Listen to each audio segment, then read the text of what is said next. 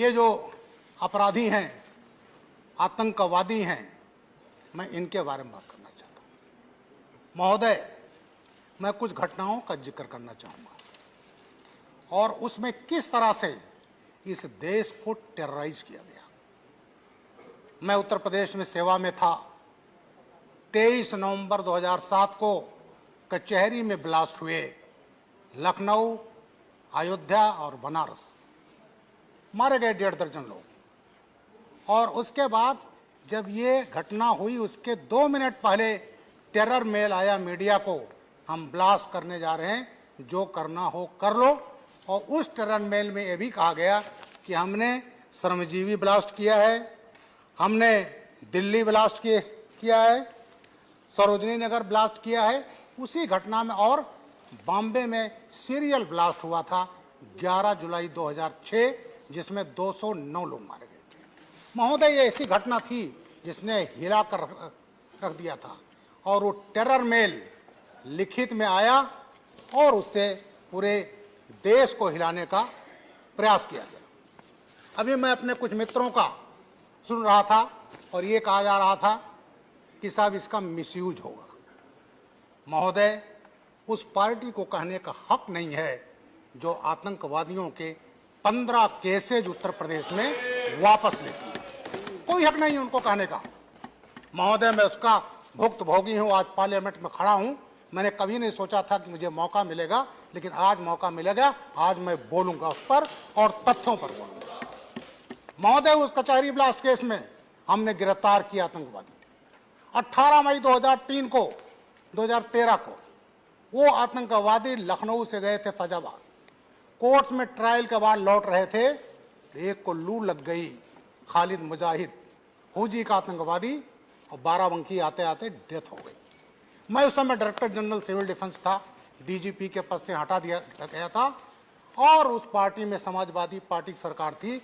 मेरे खिलाफ बाराबंकी कोतवाली में 19 मई 2013 को मर्डर का मुकदमा कायम किया गया था मेरे खिलाफ। और मेरे साथ जो डीजी थे रिटायर्ड विक्रम सिंह, जी हाँ, ये जरा सुनने का मादा भी रखिए साहब। और वो जो मुकदमा कायम किया गया, जेल भेजने का प्रयास किया गया मुझे। क्या था? तुष्टीकरण के राजनीति, ब्रजलाल को जेल भेज दो तो एक पर्टिकुलर कम्युनिटी का वोट पूरा मिल जाएगा। ये चीजें हुई। और वो पार्टी जिसने सीआरपी केस हुआ था, वो घटना मैं ही था उस समय प्रदेश का ADG law and order. Rampur CRPF पर हमारे 7 जवान मारे गए थे। 31 दिसंबर बटे 1 जनवरी 2008 की रात में हुआ था। AK-47 से हमला हुआ था और हमारे निर्देशन में इंडिया कमांडर लश्कर तोयबा का, हाफिज सईद का मैं लाया था। दोनों पाकिस्तानी फिदाइन, मोहम्मद फारूक, इमरान, लोकल मैन, और ला करके हमने चार्जशीट लगाई। RDX मिला, AK-47 मिला। और वो जो समाजवादी पार्टी सरकार आई तो उस केस को भी वापस लिया गया। मैं हाई कोर्ट इलाहाबाद को मैं सलाम करता हूं। हाई कोर्ट ने जानते क्या कहा था? महोदय, आप कौन होते हैं केस वापस लेने वाले? आप कौन कह रहे हैं कि निर्दोष है? दोषी और निर्दोष तय करेगा कोर्ट। और इलाहाबाद हाई कोर्ट का एक कमेंट था कि आज आप केस वापस ले रहे हो, कल को उनको पद्म विभूषण दे दोगे। ये इलाहाबाद हाई कोर्ट का था।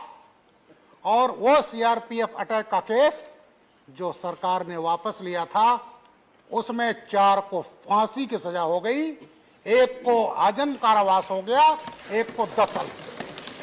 तो महोदय, ये जो बात करते हैं कि दुरुपयोग होगा, फला होगा, इनको ये दुरुपयोग और सदुपयोग कहने का कोई हक नहीं है। तो ये जो टेक्नोलॉजी बढ़ी तो ऐसे उसकी जरूरत थी।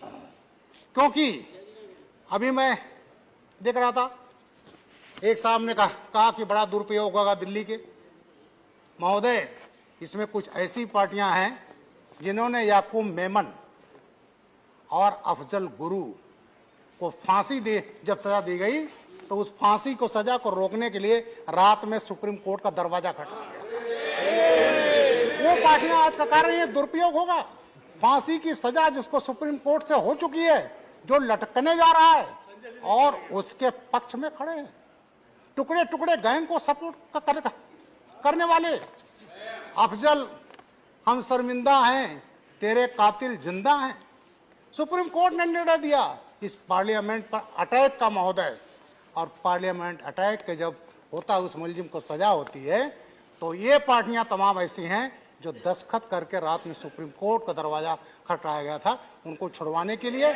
इसलिए महोदय, ये जो कहा गया दुरुपयोग होगा, ये दुरुपयोग नहीं, वो पार्टियां बोल रही हैं जो हमेशा इसका दुरुपयोग करती रही। महोदय, एक एक्ट था, हमने उसका काफी प्रयोग किया है, वो होता था टाडा, और टाडा नहीं होता तो आज पंजाब खालिस्तान होता। महोदय, मैंने वो भी आतंकवाद झेले हैं, ऐसे जिले में था। और जब उसकी उपयोगिता खत्म हो गई, जब कश्मीर में आतंकवाद बढ़ रहा था, कश्मीरी पंडित भगा दिए गए थे, उनके मर्डर्स हो रहे थे, तो पार्लियामेंट में हमारी जो उस समय सबसे बड़ी पार्टी देश की थी, उसको लोग लेट गए कि टाडा वापस ले लो, और टाडा वापस लिया गया। हमारे पूर्व प्रधानमंत्री अटल बिहारी वाजपेयी जी, वो जब आए तो क्या लाए? पोटा, प्रिवेंशन ऑफ टेररिज्म एक्ट, और उसको भी 2004 में वापस लिया गया। अभी मैं सुन रहा था हमारे एक मित्र आरजेडी के, वो कह रहे थे साहब दुरुपयोग होगा। अरे वो पार्टी बोल रही है जिसने गोधरा दंगे को दूसरा रूप दे दिया था, उसका परिदृश्य बदल दिया था। महोदय, 27 फरवरी 2002 साबरमती एक्सप्रेस, साबरमती, मैं फैक्ट पर बोल रहा हूँ, मैं फैक्ट पर बोल रहा हूँ, फैक्ट पर बोल रहा हूँ। 27 दिसंबर 2002 गोधरा में ट्रेन गई, Sabarmati express, coach number S6। माननीय लोग हिंट करेंगे तो मैं दूंगा, वो हिंट करेंगे तो मैं दूंगा, प्लीज। और महोदय, उसमें जला दिया गया पेट्रोल से 59 भक्तों को जला दिया गया। प्लीज महोदय, उसके बाद एक रेल मंत्री हुए 2004 में, जा रही है, प्लीज आरजेडी के थे, उन्होंने आफ्टर हिमालय यूसी बनर्जी आयोग बनाया। You cannot force chair to give.